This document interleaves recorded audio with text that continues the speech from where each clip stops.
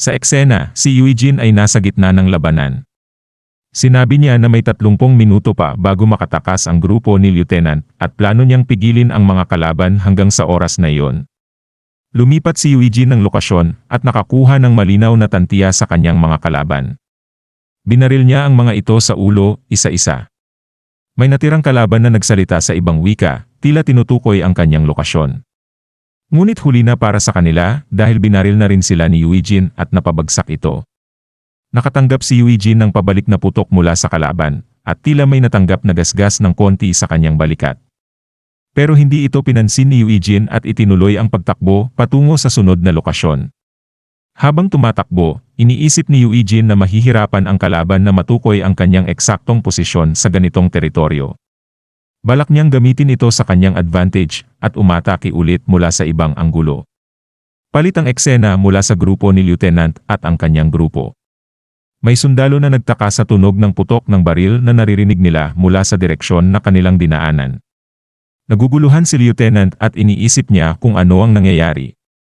Ayon sa kanya, neutralisado na ang mga kalaban sa lokasyon na iyon, kaya't hindi niya maintindihan ang dahilan ng mga putok ng baril. Napagdesisyonan niyang mananatili sila sa kanilang kasalukuyang posisyon hanggang sa dumating ang rescue team. At habang naghihintay, patuloy na nababahala si Lieutenant habang tumitingin sa direksyon ng mga tunog ng baril. Paglipat ng eksena kay Eugene, makikita na tuloy-tuloy siya sa pagpapabagsak sa mga kalaban, isa-isa. Napansin niyang nabawasan ang bilang ng mga kalaban kumpara sa dati. Iniisip niya na baka natukoy na ng kalaban na konti lang talaga ang kanilang kalaban, at ginagamit niya ang iba't ibang anggulo sa pag-atake para gumulo ang sitwasyon. Habang gumagapang patungo sa kanyang susunod na posisyon, nakakita si Eugene ng 3 kalaban. Iniisip niyang nakuha na ng kalaban ang kanilang sitwasyon at nagpadala ng karagdagang sundalo sa kanyang lokasyon. Gayunpaman, wala pa ring alam ang mga ito sa kanyang eksaktong posisyon. Agad pumuesto si Eugene para patumbahin ang 3 kalaban at matagumpay niyang binaril ang bawat isa sa kanila sa ulo. Nagpahayag si Eugene ng kanyang pag-aalala dahil nawala na ang kanyang advantage sa labanan. At may 14 pang minuto pa bago dumating ang rescue team. Pagpalit ng lokasyon, kay Lieutenant at ang kanyang mga kasama. Isang sundalo ang nag-ulat kay Lieutenant na malapit na daw dumating ang rescue team. Nang marinig ito ng mga sibilyan, napangiti sila dahil sa magandang balita. Ngunit paalala ni Lieutenant sa kanyang mga tauhan, huwag mawawala sa pokus hanggang sa dulo. Habang pinagmamasdan niya ang direksyon kung saan galing ang mga tunog ng putok ng baril, napansin niya na biglang nawala ang mga tunog na iyon. At ang isang sundalo na katabi ni Lieutenant ay nakatanggap ng bagong mensahe sa kanilang radio. Nagsasabi at nagpapakilala bilang mersenaryong si Jin at papunta na sa kanilang lokasyon sa loob ng 3 minuto. Nagulat ang sundalo at tinanong ito muli para kumpirmahin na kung ito ba talaga ay si Eugene. Napalunok si Lieutenant sa gulat at biglang na-realize na ang taong nasa likuran nilang naging dahilan ng pagkabawas ng mga kalaban at ng mga engkwentro ay si Eugene. At habang iniisip ito, may napansin si Lieutenant sa hindi kalayuan.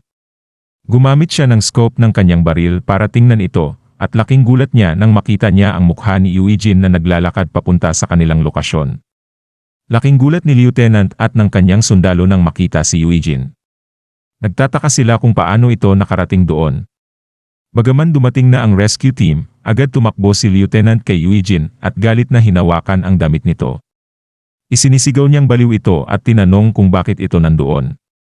Sagot ni Eugene, mas kilala niya ang lugar kaysa kay Lieutenant, kaya siya dumating. Hinamon siya ni Lieutenant, tinatanong kung akala ba nito ay pareho pa rin siya sa dati. At seryosong sagot ni Eugene, dahil kaya siya dumating ay dahil magkakaroon siya ng panghihinayang habang buhay kung hindi siya tutulong sa oras na nalaman niyang nasa panganib ang grupo ni Lieutenant. Pagkatapos marinig ang paliwanag ni Eugene, nagulat at naluha si Lieutenant habang tinitingnan si Eugene na nananatiling tahimik. Samantala handa na ang rescue team na umalis, at matapos mailigtas ang grupo, lumitaw sa eksena ang grupo ng tao na may eye patch na nag-iimbestiga.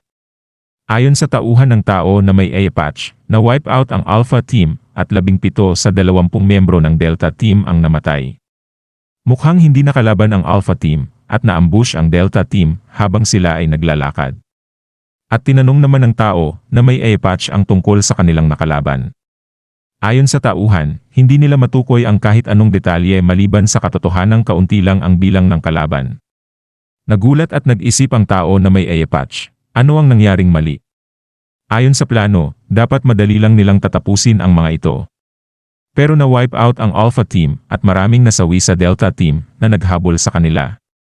At naalala ng taong may eye patch na naranasan lamang niya ang ganitong estratehiya noong matagal ng panahon at tila may iniisip siyang tao. Naiisip niya ang pinangalan ng 001 na gumamit ng parehong estratehiya noon. Nang tataka ang tao na may eye patch kung buhay pa ba ang tao na yon. At agad inutusan niya ang kanyang tauhan na i-analyze ulit ang sitwasyon. At kung buhay pa ba talaga ang tinatawag niyang 00.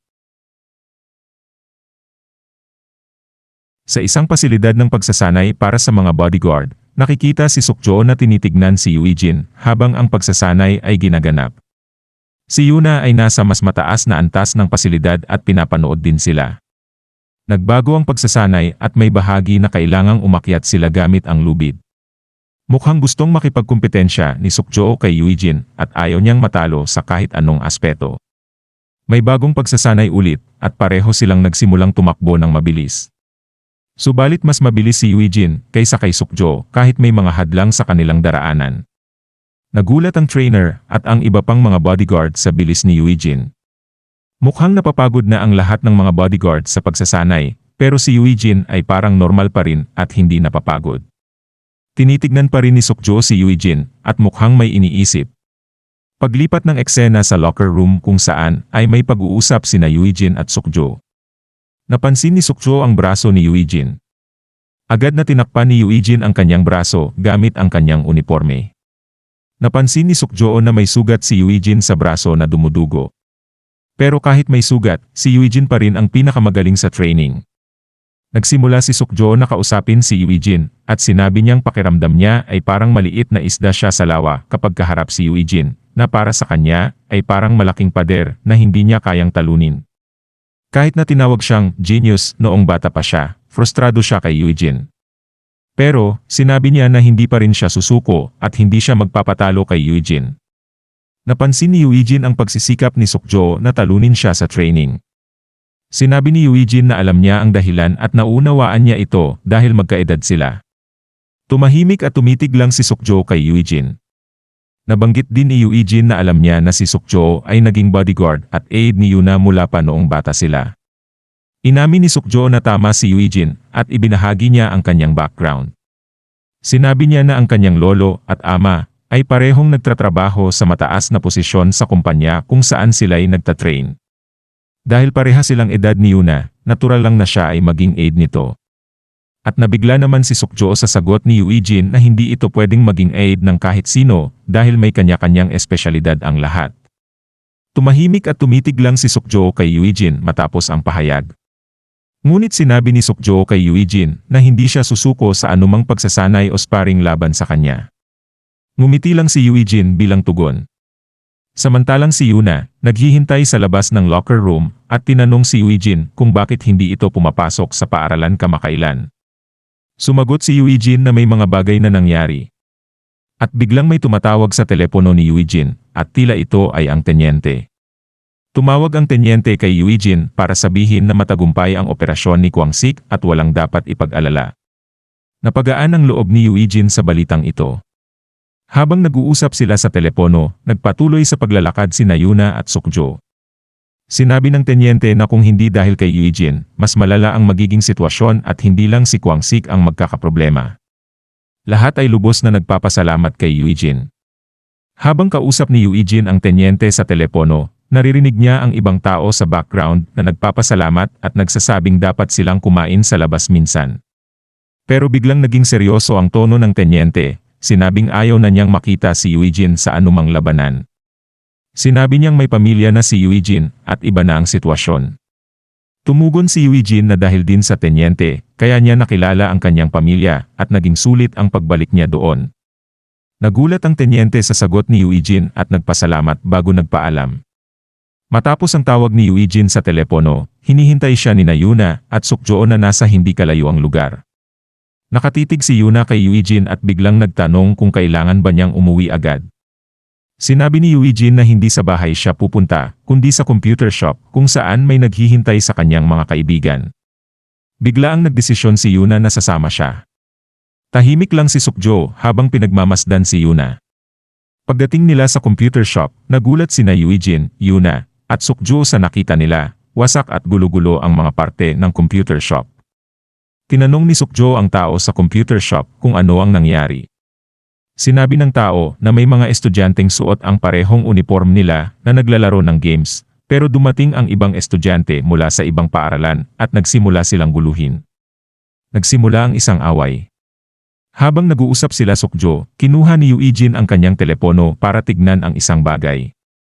Lumipat ang eksena kay Yongchan na nagmamadali at tumatakbo mula sa mga humahabol sa kanya. Nagmumura ang mga taong naghahabol at hinahanap siya. Natatakot si Yongchan at naalala niya ang kanyang mga kaibigan, Lee Jae-hyung at Hyukjin, na sinasabihan siyang tumakbo at huwag sabihin kay Ijin ang nangyari. Sa isip ni Yongchan, masyadong marami ang kalaban para kay Lee Jae-hyung at Hyukjin. At sa gitna ng kanyang pagkabahala, biglang tumunog ang tawag mula kay Eugene sa kanyang telepono. At dito na po muli natatapos ang yugtong ito. Maraming salamat po. Huwag pong kalimutan mag-like at mag-subscribe para sa mga susunod na kabanata. Hanggang sa muli.